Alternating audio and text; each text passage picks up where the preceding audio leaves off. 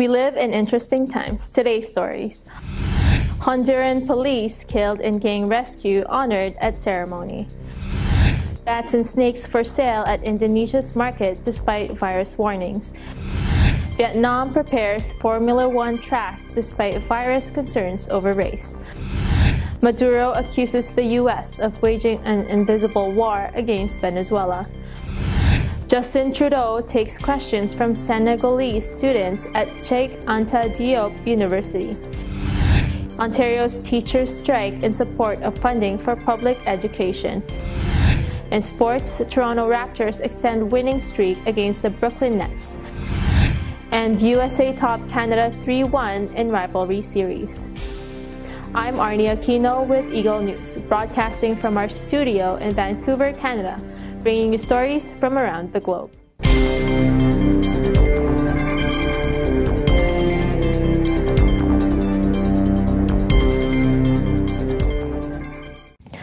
Relatives mourn 4 police officers killed in a gang rescue operation as they are honored in a chapel in Tegucigalpa after being shot by members of the Mara Salvatrucha MS-13 gang who managed to free one of their leaders.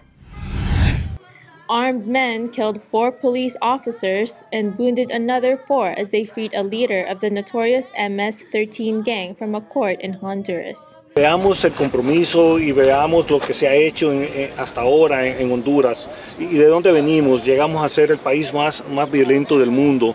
86.5 homicidios por cada 100,000 habitantes. Hoy estamos en 40, más o menos 40. Another 20 gang members opened fire Thursday outside a court in El Progreso, another 140 kilometers north of the capital, the security minister said in a statement released later that day. En ese sentido se están intensificando lo que son los patrullajes, retenes, registros, saturaciones y otro tipo de operaciones encaminadas a recapturar al ciudadano Alexander Mendoza. During the attack, Alexandra Mendoza, known by his alias Porquis, was able to escape. He had been in prison since December 2015 and was serving a 20-year sentence for murdering 2 prosecutors. The security ministry offered a reward for 1 million lempiras, or $39,000, to the person who provides conclusive information leading to the immediate recapture of Mendoza, who was described as a dangerous criminal. MS-13, also known as Mara Salvatrucha, alongside other gangs such as Barrio 18 and drug traffickers, have turned Honduras into one of the most dangerous countries in the world. In 2019, murder rate of 44 per 100,000 inhabitants were one of the highest in the world and is partly responsible for the waves of migrants fleeing towards the United States in search of a better life. Bats and snakes are still being sold at the Temuhon Extreme Meat Market on Indonesia's Sulawesi Island, despite a government request to take them off the menu over fears of a link to the deadly coronavirus.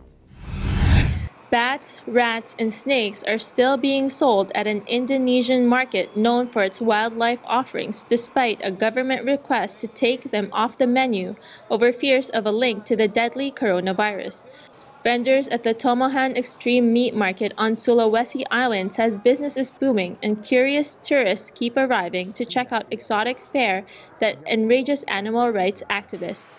But scientists are debating how the new virus, which has killed more than 1,100 people in China and spread to dozens of countries around the world, was transmitted to humans.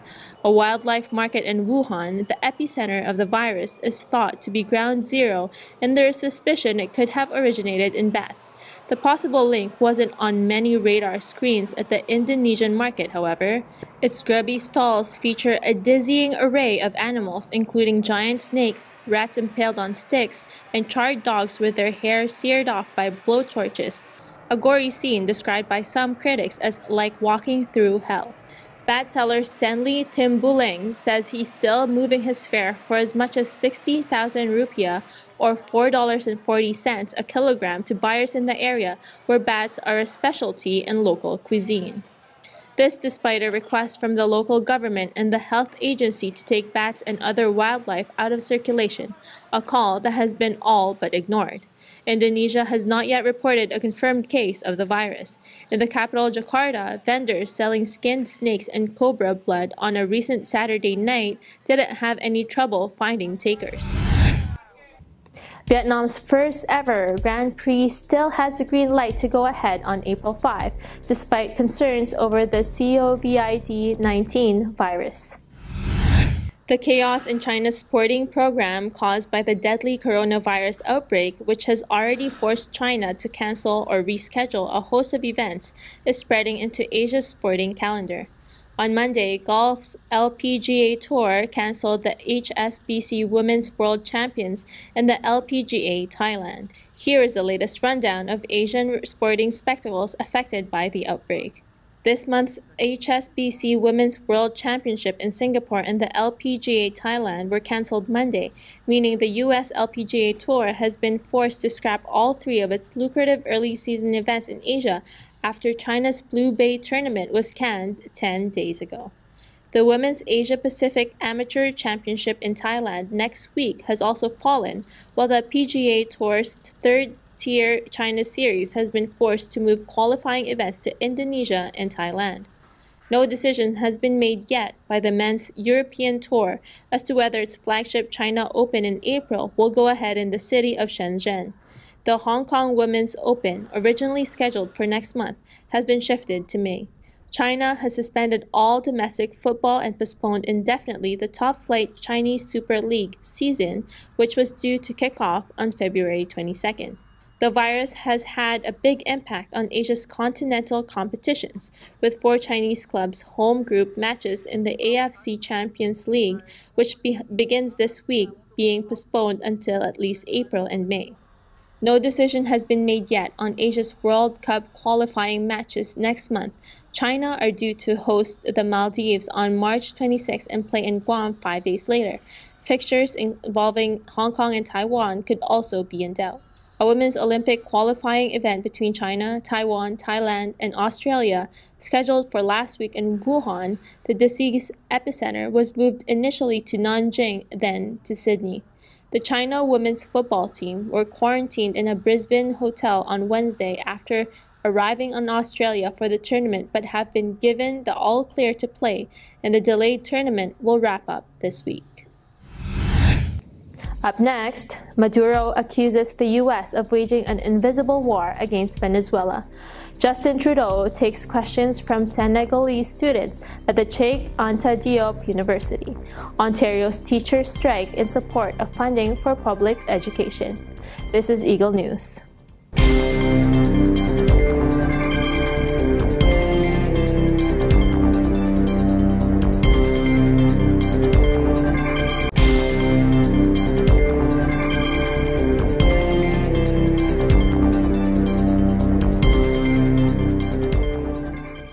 You're watching Eagle News. I'm Arnie Aquino. Venezuelan President Nicolas Maduro accuses the United States of waging an invisible war against Venezuela following new U.S. sanctions against the country's flagship airline, adding that this war, quote, leaves more wounded and more dead at times than visible wars. Venezuela said it has asked the International Criminal Court to investigate U.S. sanctions against Nicolas Maduro's government as possible crimes against humanity. Foreign Minister Jorge Arreaza said that in a historic event, he had formally referred the issue to the prosecutor of the Hague-based tribunal as being a form of economic warfare. He said he hoped it could be a test case for other U.S. sanctions, for example, by Caracas' allies, Iran and Cuba. There was no immediate reaction from the ICC, which was set up in 2002 to try the world's worst crimes, including war crimes and crimes against humanity. The U.S. has not signed up to the court, but the ICC can claim jurisdiction over issues that affect people in member states such as Venezuela. The court can, however, only try individuals for crimes, not states, and Arreaza did not say if the case specifically named any alleged suspects.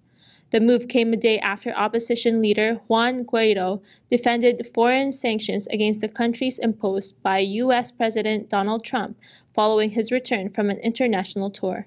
Washington imposed sanctions on Venezuela's oil industry last year, targeting the country's main source of hard currency, and it recently hit its flag airline, Conviasa. The ICC has already launched a preliminary investigation in 2018 into alleged abuses by Venezuelan security forces during a wave of protests against Maduro. Canada and 5 of Venezuela's regional rivals, Argentina, Colombia, Chile, Paraguay, Peru, have also formally referred the matter to the court.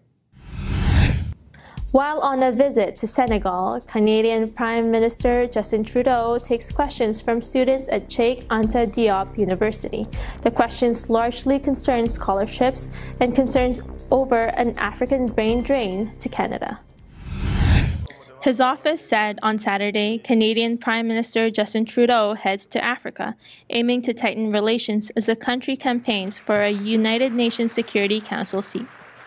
À première vue, le Canada et le Sénégal peuvent paraître comme 2 endroits très différents, situés sur 2 continents, séparés par un océan. Mais adopter une vision aussi étroite du monde, c'est mal comprendre les défis auxquels nous sommes tous confrontés. Mes chers amis, cette nouvelle décennie peut être le début d'un nouveau chapitre pour le Canada et le Sénégal, pour les jeunes Canadiens et la jeunesse africaine. Le Canada veut être votre partenaire à part égale et à part entière. À travers le système d'immigration que vous avez mis en place, est-ce que, quelque part, vous ne vous sentez pas coupable, en quelque sorte, de vider l'Afrique de ses cerveaux? Est-ce que, si vous voulez, la meilleure façon d'aider l'Afrique, ce ne serait pas, par exemple, d'implanter les entreprises canadiennes ici en Afrique? Et c'est pour ça que nous investissons tant ici en Afrique en éducation. Ce n'est pas juste pour prendre vos meilleurs étudiants et les amener au Canada.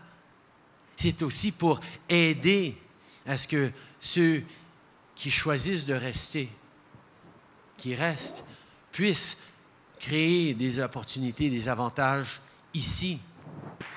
Trudeau is to visit Ethiopia and Senegal, as well as Germany, before his trip ends on February 14.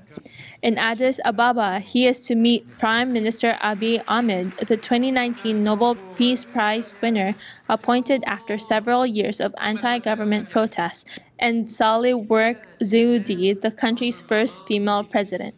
He will additionally meet leaders attending the African Union Summit. On the other side of the continent, in Senegal, his office said he will meet President Macky Sall and participate in a series of events to further our 2 countries' already strong ties through La Francophonie. The final leg of the tour will take Trudeau to Germany for the Munich Security Conference.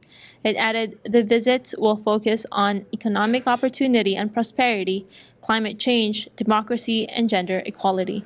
Canada is seeking a non-permanent seat on the UN Security Council, a position it has not held since the year 2000.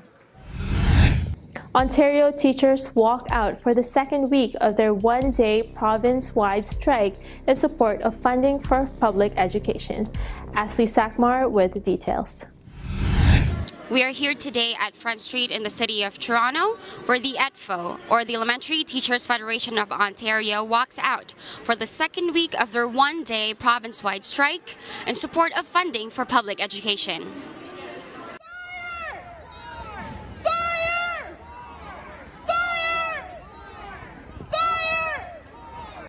Elementary classes are suspended as 83,000 members of the ETFO, or the Elementary Teachers Federation of Ontario, gather at the picket lines to protest Ford government's cuts to education. Last year in November, ETFO voted for a Work to Rule campaign, which escalated to an ongoing 2-week rotating strike from various school boards across the province from February 3rd to February 13th after no agreement was made between the provincial government and the teachers' union.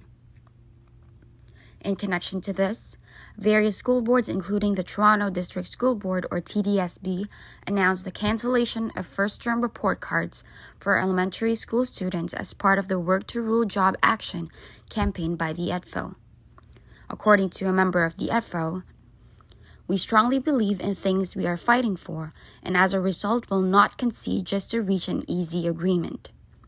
We will continue to fight for our students, to protect their rights to quality public education, and to fight for what we believe in." As a result of the situation, the Ford government recently announced a reimbursement up to $60 per day in childcare costs, specifically for parents of kids up to age 12. According to Chatelaine News, EDFO members continue to advocate for special education resources, increase salary wages by 1.9% at inflation rate, smaller class sizes to reduce violent incidents in classrooms, protection for Ontario's full-day kindergarten program, fair hiring practices and fair compensation for educators such as occasional teachers, early childhood educators, professional personnel, and support. The goal is for the Ford government and Stephen Lecce, Minister of Education, to return to the bargaining table to resume contract talks, according to Sam Hammond, Union President of EDFO. We need public education to be properly funded. We need to reverse the cuts. And Stephen Lecce, we are tired of the narrative that teachers are out here for themselves. We are not out here for ourselves. We are out here because we love our work, we love students, we love teaching, and we want to be back in the classroom. We are so supported by our brothers, sisters, comrades in the labor movement, and we are shoulder to shoulder and standing together to fight for the future of public education. You're incredible, ETT. Your smiling faces and your energy and your enthusiasm is so contagious. And Ontario's going to know, and educators throughout Canada are going to know and see that Ontario teachers, Ontario education workers care about kids and care about their futures. Thank you so much, and we're continuing to stand strong today. Solidarity, ETT. You're amazing. What began as talks and contract negotiations between the teachers' unions and the Ontario government back in 2019 has escalated to a series of rotating strikes that has left thousands of classrooms empty in Ontario. From Toronto, Canada, Ashley Sakmar, Eagle News 1/25. Still to come, in sports, Toronto Raptors extend winning streak against the Brooklyn Nets, and USA top Canada 3-1 in rivalry series. You're watching Eagle News.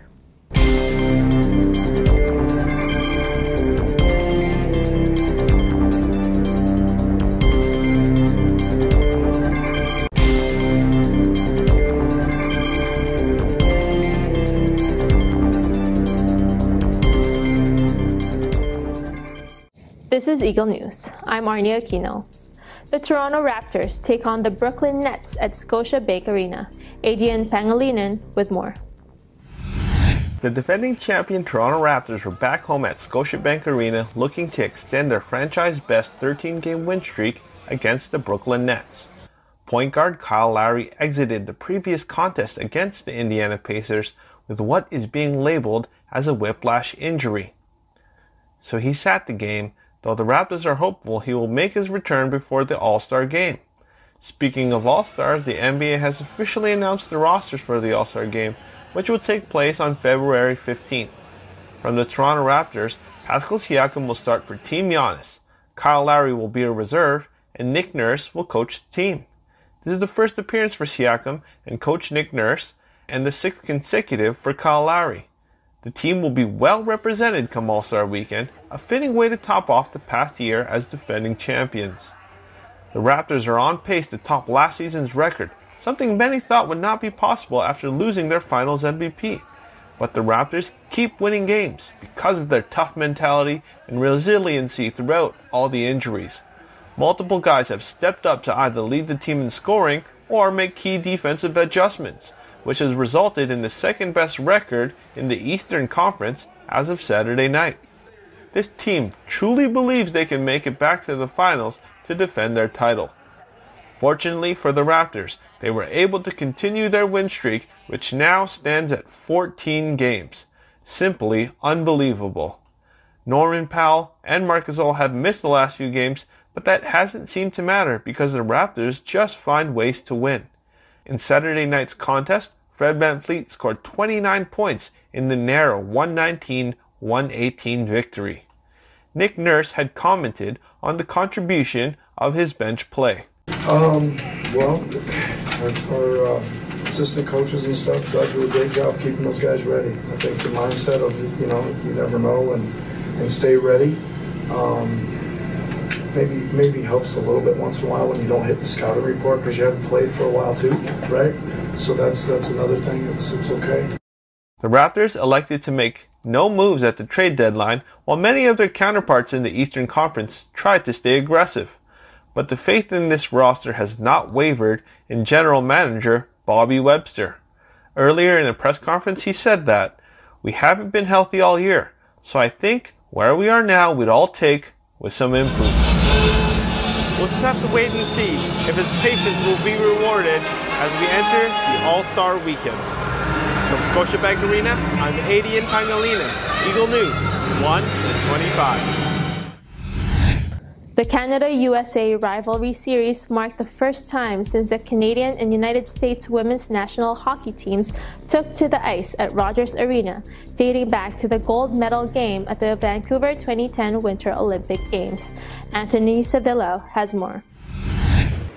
One of the greatest rivalries in hockey, and arguably in all of sports, reignited as the Canadian and United States women's national hockey teams faced off for the fourth time in this Canada-US rivalry series. The United States bounced back in this game to defeat Canada 3-1 at Rogers Arena. This also marked the first time that Canada and the United States women's teams faced off at Rogers Arena since the gold medal game back in the Vancouver 2010 Winter Olympics, where Canada came out on top to claim the gold. Few members from that national team that settled for silver back in 2010 were present in this roster, including forward Hilary Knight.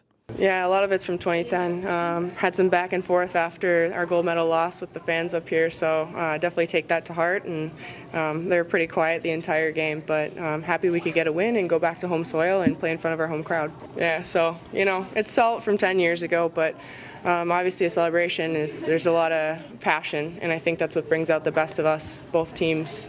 Great competitive environment. We could play these guys 100 days out of the year and it would still be the same. And I think that's what the fans feel, and they feel that fabric of the competitive rivalry. Obviously, with games we technically won, but it doesn't matter. There's a lot of pride on the line when these two nations duel it out. There's a few players in that room that were here in 2010, and we all watched it who weren't there, and so yeah, there's definitely a revenge factor for those guys and for this group coming into this building. Yeah, there definitely was some leadership that spoke up between periods, and it was an important piece to our success. And there's some people in the room that never lost an Olympic gold medal, which is awesome. But there are a lot that have. So it was a great moment to hear from those guys for sure. Despite falling short, the support for Canada was evident, as the arena was high energy throughout the entire game. Many youth hockey players, both girls and boys, came out to support Canada's women's national team. Jocelyn Larocque and Emerence Moschmeyer from Canada gave their thoughts on the support from the fans and the feeling being part of the growth of women's hockey in Canada. It's always such an honor to play in front of a home crowd, and it's something that I know myself and my teammates, we look forward to. And, the energy, how loud they were, it's hard to put into words. It's amazing, and I feel so proud to be from such an amazing country that supports us and loves us, and we love them. Yeah, the fans have been incredible. Even the other day in Victoria, just being on the bench, you get chills listening to the fans cheering, right after O Canada, and it's an incredible feeling. And today, the fans brought the exact same energy, just what I expected. The last time that the women's hockey was here in Vancouver, it was the Olympics, and I got to watch that on TV. And you have big expectations for the crowd, and they met it completely. So. Yeah, it's awesome that we have that opportunity to play in front of so many female hockey players and even, young boys. And so it's important, especially right now in this transition time that female hockey is in. Any kind of time we have to showcase and, reach out to the youth, it's important, and the impact goes a long way. Canada and the United States will play the 5th and final game of the rivalry series at the Honda Center in Anaheim, California. From Vancouver, Anthony Sevilla, Eagle News, always one with 25. That is this week's Eagle News. Join us next week for stories that matter to you. Visit our websites at eaglenews.net and eaglenewslive.com. Follow us on Twitter at twitter.com/eaglenews and on Facebook at facebook.com/eaglenews. Thank you for watching. I am Arnie Aquino. I'm one with 25.